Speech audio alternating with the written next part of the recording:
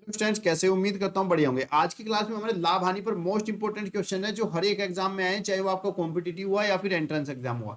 और इस तरह के सवाल आपको करने ही पड़ेंगे अगर आपको एग्जाम निकालना है, और नहीं निकालना है तो फिर तो कोई बात नहीं, फिर तो आप वीडियो को स्किप कर सकते हो। लेकिन इससे पहले, इन्हें करने से पहले आपको लाभ हानि की कुछ टर्म्स के बारे में समझना होगा कि लाभ हानि में लाभ कैसा होता है और हानि कब होती है। ये सब चीजें जानने के लिए हमें इसके बारे में थोड़ा सा बेसिक जानना पड़ेगा। बेसिक जानने के लिए आपको कुछ टर्म्स का पता होना चाहिए, जैसे कि सीपी, एसपी, प्रॉफिट, लॉस। ये चार बातें हैं। इन चार बातों से ही आपका पूरा प्रॉफिट लॉस लाभ हानि कवर हो जाता है। सबसे पहले हम बात करते हैं सीपी की। सीपी को अगर हम बात करें हिंदी में तो इसको क्रय मूल्य बोलते हैं। क्रय मूल्य, क्रय मूल्य का मतलब है जिस मूल्य पर हम किसी सामान को खरीदते हैं। तो सामान को खरीदने वाला जो मूल्य होता है उसको हम क्रय मूल्य कह सकते हैं, या फिर बिल्कुल सिंपल सी लैंग्वेज में अगर हम इसको कहें तो जो हमारी जेब से खर्च हुआ है, जो जेब से खर्च हुआ है, जेब के से बाहर निकल के गया है, पॉकेट से बाहर निकल के गया है, वही हमारा क्रय मूल्य होता है।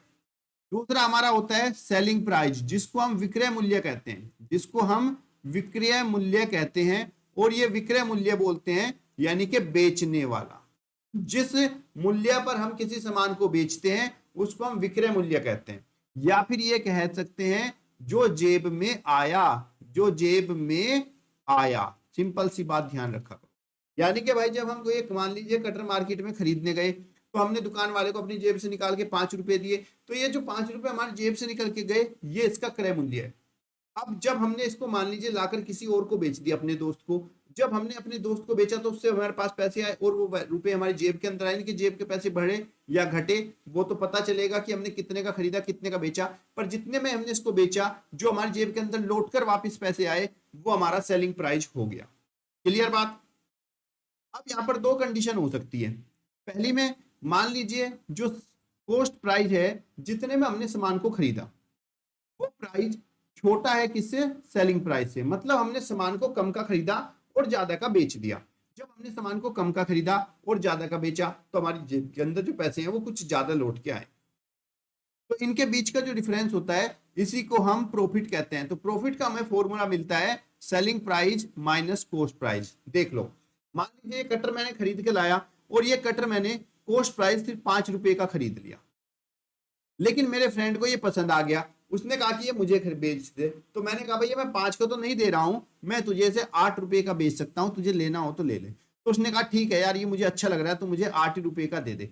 अब देखो, मैंने जब जेब से इसको खर्च किए थे तो मैंने जेब से सिर्फ 5 रुपए इसके लिए खर्च किए थे, लेकिन वापसी में मेरे पास कितने लौट कर आए? 8 रुपए आए। यानी कि पहले से मेरे पास रुपए ज्यादा आए। तो जब पहले से ज्यादा रुपए आते हैं वही मेरा प्रॉफिट होता है। अगर मुझे प्रॉफिट की बात करनी हो तो मैंने यहाँ पे देखो सेलिंग प्राइस 8 रुपए का इसको बेचा और 5 रुपए सिर्फ खर्च किए थे, तो 8 में से 5 गए, 3 रुपए का मुझे प्रॉफिट हुआ। क्लियर बात? अब अगर यहीं पे हम लॉस की बात करें तो लॉस के लिए भी सिंपल सा फंडा हो जाएगा कि भाई मैंने चीजों को सस्ता खरीदा, ओ सॉरी, मैंने चीजों को महंगा खरीदा और उनको सस्ता बेच दिया, तो अब मुझे हानि हो गई। यानी कि मेरी जेब से जो पैसा निकल के गया था लौट कर वो पैसा उतना नहीं आया, उससे कम आया है, तो ये मेरा सेलिंग प्राइस है। फिर से देख लेते हैं। तो यानी कि इस कंडीशन के लिए अगर हमें लॉस निकालना हो तो पहले हमें तुलना करनी होगी, देखना होगा कि कितने में सामान को खरीदा जा रहा है और कितने में बेचा जा रहा है। तो ऐसी कंडीशन जब हमारा कॉस्ट प्राइस ज्यादा हो जाता है सेलिंग प्राइस से, तो ऐसी कंडीशन में हमें लॉस हो जाता है। अब लॉस कैसे निकालते हैं? तो यहां से लॉस का फॉर्मूला हो जाता है cost price minus selling price. जैसे कि उदाहरण के तौर पर मैं आपको समझा सकता हूं, ये कटर मैंने खरीदा 5 रुपए का। अब मैंने दोस्त को कहा, या उसने कहा कि ये मुझे बेच दे। अब मैंने कहा कि ठीक है मैं इसको 6 में बेचता हूँ। तो मेरा फ्रेंड बोल रहा है अरे यार ये तो 5 रुपए का तो दुकान से ही मिलता है, तो मैं तो दुकान से ही खरीद लूंगा। तो मैंने कहा ठीक है, तो 5 का मतलब तो इसको ऐसा कर 3 रुपए का खरीद ले। तो उसने कहा ठीक है, तो मुझे इसको 3 रुपए का दे दे। तो मैंने इसको सेल किया 3 रुपीज का। अब ऐसी कंडीशन में देखो, मैंने जेब से तो 5 रुपए खर्च किए थे, लेकिन लौट कर मेरे पास सिर्फ 3 रुपए आए हैं, और ये लौट कर मेरे पास 3 रुपए आए हैं, तो यानी कि मेरे पास 2 रुपए की कमी हो चुकी है। तो ये जो 2 रुपए की कमी है वही मेरा लॉस है। तो लॉस निकालने के लिए हमें क्या करना होता है? Cost price minus selling price. Means 5 रुपए का तो खरीदा था, 3 का ही बेच पाया, तो 2 रुपए का मुझे क्या हुआ? लॉस हो गया। ठीक है। अब आपसे वो पूछेगा कि ये जो लॉस हुआ है या ये जो प्रॉफिट हुआ है या जो लॉस हुआ है ये कितना परसेंट हुआ है? तो यहां से आपको दो फॉर्मूले और याद करने होंगे, जिसको हम बोलते हैं प्रॉफिट परसेंटेज और दूसरा हमारा होता है लॉस परसेंटेज। अब प्रॉफिट परसेंट और लॉस परसेंट के बारे में समझने के लिए एक बात जान लीजिए कि हमारा जो भी लॉस हो या प्रॉफिट हो, यानी कि हमें चाहे पैसे बच रहे हो या फिर हमें पैसे कम मिल रहे हो, हमारा प्रॉफिट हो या फिर हमारा लॉस हो, ये हमेशा जितने पैसे हमारे पास पहले थे, यानी कि जो हमारा क्रय मूल्य है, जो हमने जेब से खर्च किए हैं, उसके ऊपर ही निकाला जाता है, उसी से इसकी तुलना की जाती है भाई। क्योंकि अगर मैंने जेब में 5 रुपए डाले तो मैंने जो प्रॉफिट हुआ मैं अपने 5 रुपए के अकॉर्डिंग तो करूंगा। अगर मेरे पास लौट कर पहले वाले केस में जब मैंने सामान बेचा था तो मैंने सेलिंग प्राइस यहाँ पे कितने का रखा था, 8 रुपए का रखा था, तो मैंने ये तुलना किससे करी, अपने जो 5 रुपए थे उनसे ही तो तुलना करी, तभी तो मैं बता पाया कि मेरे पास 3 रुपए का प्रॉफिट हुआ, 3 रुपए मुझे ज्यादा मिले। और दूसरी कंडीशन में देख लो, जब मैंने यहाँ पे सेलिंग इसको 3 रुपए का किया था, 3 रुपए का सामान को बेचा था, तो ऐसी कंडीशन में भी तो मैं 5 ही रुपए से तुलना कर रहा हूँ ना, जितने में मैंने जेब से खर्च किए थे, कि भाई मेरे पास तो 5 रुपए थे लेकिन लौट के 3 ही आए, मुझे 2 रुपए का नुकसान हुआ। तो हर बार प्रॉफिट हो या लॉस हो, वो हम उससे तुलना करते हैं जो हमने अपनी जेब से खर्च किया था, यानी कि इसको हम सेलिंग प्राइस से तुलना करते हैं, या फिर जो सामान हमारे पास से जाता है मुझसे तुलना करते हैं, उसी के आधार पर पता लगाते हैं कि हमें प्रॉफिट हुआ लॉस। तो अगर हम यहाँ पे प्रॉफिट का फॉर्मूला बनाए तो profit percentage is equal to क्या होता है, प्रॉफिट, जितना भी हमारा प्रॉफिट हुआ जो कि हमने निकाला, और डिवाइड बाय कॉस्ट प्राइस, जिससे हम तुलना कर रहे हैं जो हमारे पास पहले था जो जेब से गया उससे, और इनटू में 100 करते हैं तो हमारे पास प्रॉफिट परसेंटेज आता है। इसी तरीके से हम बच्चे यहाँ पे अपना लॉस परसेंटेज भी निकाल लेते हैं, जो भी हमारा लॉस हुआ वो ऊपर अपॉन में कॉस्ट प्राइस और इनटू में 100, तो ये हमारे पास यहाँ पर लॉस परसेंटेज निकल कर आ जाता है। ये चारों फॉर्मूले आपको यहां से नोट कर लेना है। पहला फॉर्मूला आपका आ गया profit is equal to selling price minus cost price, दूसरा फॉर्मूला आपका लॉस का हो गया, तीसरा फॉर्मूला आपका प्रॉफिट परसेंटेज का, और चौथा आपका लॉस परसेंटेज का फॉर्मूला आ गया। क्लियर बच्चों? अब आपके लिए मैं कुछ फॉर्मूले और देता हूं। मान लीजिए आपकी कोई वस्तु का कॉस्ट प्राइस सीपी दे रखा है और इस पर आपको पी परसेंट का लाभ हो जाता है। अब यहाँ पे आपको कॉस्ट प्राइस दिया हुआ है, लाभ परसेंटेज दिया है, और आपसे पूछ लेगा इस वस्तु को कितने का बेचना होगा, सेलिंग प्राइस आपसे पूछ लेगा। तो जब ऐसी कंडीशन होगी, आपको कॉस्ट प्राइस दिया जाए, प्रॉफिट परसेंटेज दिया जाए और आपसे सेलिंग प्राइस पूछ ले, तो ध्यान रखना सेलिंग प्राइस क्या होगा, कॉस्ट प्राइस अपने आप में 100% होता है, तो सेलिंग प्राइस इक्वल टू होगा आपका 100 प्लस प्रॉफिट परसेंटेज, जो भी आपका प्रॉफिट हुआ है वो डिवाइड बाय 100 और इनटू में कॉस्ट प्राइस। क्लियर बच्चों? यहीं पर आपको हो सकता है प्रॉफिट परसेंटेज की जगह पर लॉस परसेंटेज दे दे और फिर आपसे सेलिंग प्राइस पूछ ले, यानी कि जब आपको कॉस्ट प्राइस दिया जाए और लॉस परसेंटेज दिया जाए, फिर आपसे पूछ ले कि इस वस्तु को कितने का बेचना चाहिए, कितना लॉस हो जाए या फिर लॉस परसेंटेज हो। तो ऐसी कंडीशन में देखो, जब प्रॉफिट हुआ आता है तो यहाँ पे प्लस चलता है, और जब हमारा लॉस होता है तो लॉस मतलब हमें कम पैसे मिल रहे हैं तब नेगेटिव आ जाता है। तो सेलिंग प्राइस का फॉर्मूला आपका लॉस के अकॉर्डिंग रहेगा 100 माइनस लॉस परसेंटेज अपॉन 100 और इनटू में कॉस्ट प्राइस, जितने का आपने सामान को बेचा। ये दोनों फॉर्मूले से आप डायरेक्टली सेलिंग प्राइस और कॉस्ट प्राइस निकाल सकते हो। यहीं पर बच्चे आपसे कुछ ये भी पूछ सकते हैं, सारे फॉर्मूले आप लोग नोट करते चलना, कि भाई आपको हो सकता है सेलिंग प्राइस दे दे, प्रॉफिट परसेंटेज दे दे, और आपसे कहे कि बताओ इसका कॉस्ट प्राइस क्या था, यानी कि अब आपसे कॉस्ट प्राइस पूछ लेगा। तो ऐसी कंडीशन में आपको फॉर्मूला अप्लाई करना है 100 अपॉन 100 प्लस प्रॉफिट परसेंटेज। ध्यान रखना जहां जहां पर प्रॉफिट होगा वहां पर प्लस, और इनटू में जो भी सेलिंग प्राइस आपको दिया गया है। या फिर हो सकता है सेकंड कंडीशन में आपको सेलिंग प्राइस दिया जाए और इस बार प्रॉफिट परसेंटेज की जगह लॉस परसेंटेज दे दिया जाए और फिर आपसे कॉस्ट प्राइस पूछ ले। तो ऐसी कंडीशन में जो आपका कॉस्ट प्राइस होगा वो कॉस्ट प्राइस आपका हो जाएगा 100 अपॉन 100 माइनस लॉस परसेंटेज। समझ में आया?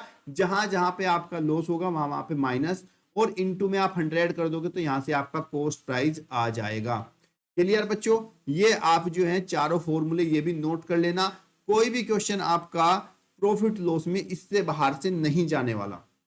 कुछ क्वेश्चन आपको इस तरह की फॉर्म में पूछे जाते हैं कि एक वस्तु का विक्रय मूल्य उस वस्तु के क्रय मूल्य का पी बटे क्यू गुणा है, तो उसका प्रॉफिट या लॉस बताओ, या फिर प्रॉफिट या लॉस परसेंटेज बताओ। तो ऐसी कंडीशन में ध्यान रखना, जब उसका विक्रय मूल्य है यानी कि जो कॉस्ट प्राइस है उसके यहाँ पे विक्रय मूल्य यानी कि जो सेलिंग प्राइस है उस वस्तु के कॉस्ट प्राइस का पी बटे क्यू गुणा होता है, यानी कि पी बटे क्यू ऑफ कॉस्ट प्राइस होता है। तो ऐसी कंडीशन में ध्यान रखना कि जो हमारा कॉस्ट प्राइस होगा वो हमेशा क्यू रहेगा, नीचे वाली वैल्यू जो है ये हमारी कॉस्ट प्राइस रहेगी, और जो ऊपर लिखी हुई वैल्यू होगी वो हमारी सेलिंग प्राइस होगी। अब जब आपको कॉस्ट प्राइस और सेलिंग प्राइस पता चल जाएगा तो जैसे मैंने आपको फॉर्मूले पहले बताए उसके अकॉर्डिंग आप इसका आंसर आसानी से निकाल दोगे। तो चलिए करते हैं अब अपने कुछ क्वेश्चंस। आपने फॉर्मूले तो नोट कर ही लिए होंगे, इन्हीं फॉर्मूलों पर आधारित आपके ये सारे क्वेश्चन होंगे। तो हम पहले करते हैं क्वेश्चन नंबर 1 और इंपॉर्टेंट है, बहुत ही ध्यान से समझिएगा क्योंकि इसी तरह के सवाल आपके पेपर में आएंगे और जो मैंने बेसिक बताया उससे बाहर एक भी क्वेश्चन आपका निकल कर नहीं जाने वाला है।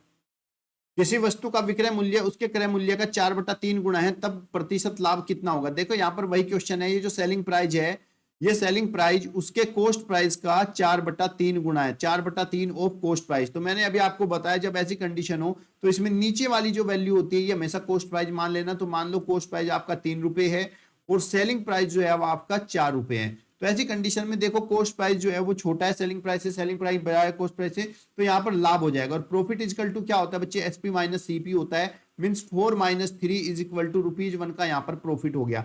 हमसे पूछ रहा है लाभ प्रतिशत क्या होगा। मैंने आपको अभी फॉर्मूले में बताया profit percentage is equal to profit upon CP into 100, यानी कि जो भी प्रॉफिट होता है वो उसके कॉस्ट प्राइस पर ही इसको निकाला जाता है। तो यहाँ पर प्रॉफिट हमें ₹1 का हुआ, कॉस्ट प्राइस हमारा 3 रुपए है और इंटू में 100, इसको हम सोल्व करेंगे तो 33 सही 1/3% आपका आ जाएगा। ऑप्शन नंबर डी आपका राइट आंसर। समझ में आया बच्चे।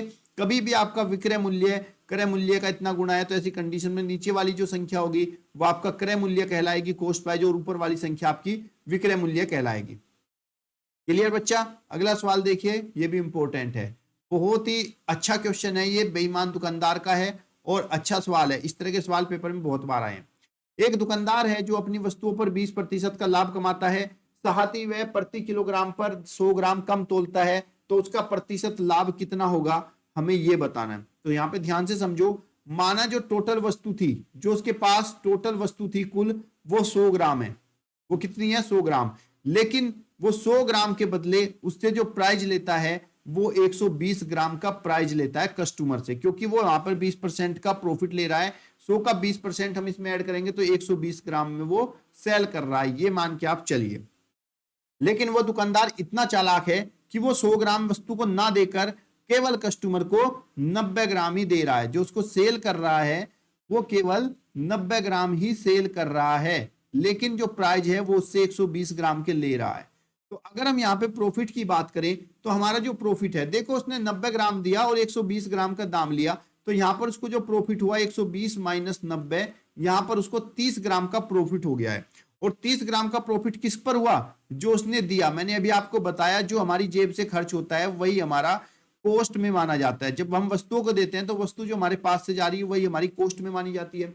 तो ऐसी कंडीशन में अगर मैं यहाँ पे प्रॉफिट परसेंटेज निकालूंगा तो मेरा प्रॉफिट हुआ 30 ग्राम का, किस पर, जब उसके पास से 90 ग्राम जा रहा है तब उसको 30 ग्राम का प्रॉफिट हो रहा है। तो डिवाइड बाय 90 और इंटू 100, इसको मैं हल करूंगा बच्चे, 30 या 90 तो कितना हो गया हमारा 100/3 मीन्स 33 सही 1/3% का यहाँ पर इसको प्रॉफिट हो गया।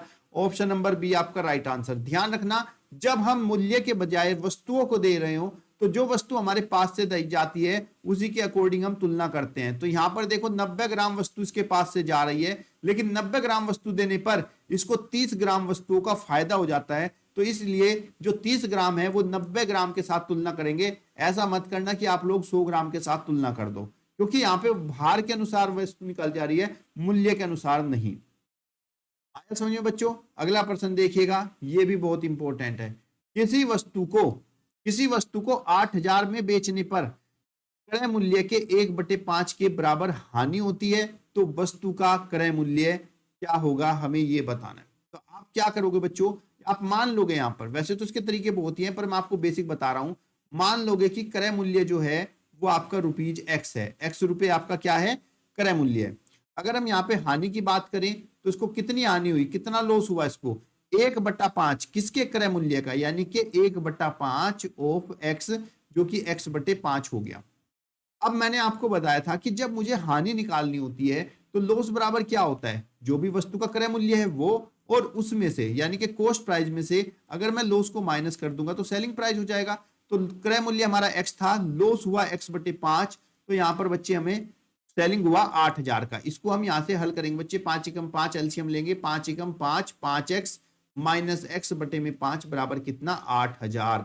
तो ऐसी कंडीशन में 4x/5 बराबर कितना हुआ आपका 8000, और x बराबर बच्चे 8000 इंटू 5 जो नीचे होता है वो गुणा में डिवाइड बाय 4, 4 दूनी 8, 0 0 0, तो कितना हो गया 2 पंजे 10,000। तो उस वस्तु का जो क्रय मूल्य था वो 10,000 था। ऑप्शन नंबर डी आपका राइट आंसर।